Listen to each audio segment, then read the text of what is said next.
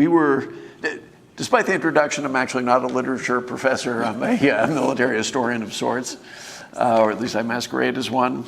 Phil and I have been introduced by Sir Hugh, who wrote the introduction to this. And Hugh, as many people will know, is probably the foremost military historian in the English-speaking world, and wrote a very, very useful, I think, introductory essay.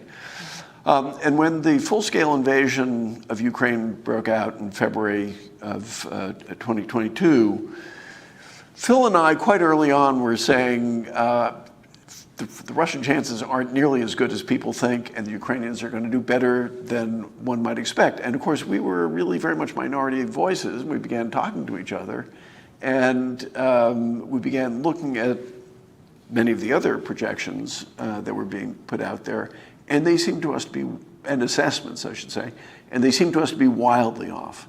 Now, you know, in any piece of analysis, as we all know, you're going to get things wrong. Stipulate that. But what struck us, I think, is that the analysis and the projections first were wildly off. They weren't just a little bit off.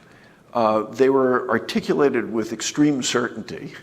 So there was no disclaimers, and they were consequential, and we believe, have been consequential to the present day.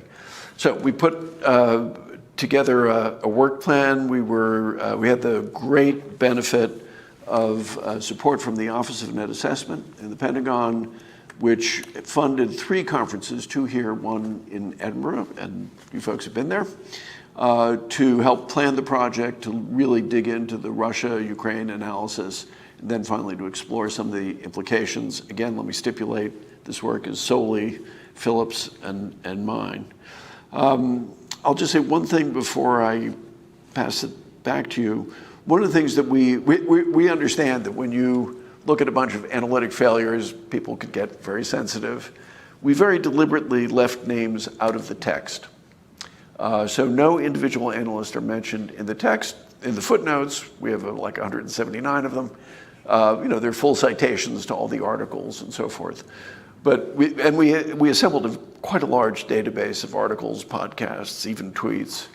But we really want to kind of take the personal element out of this and look at the larger problem of analytic failure.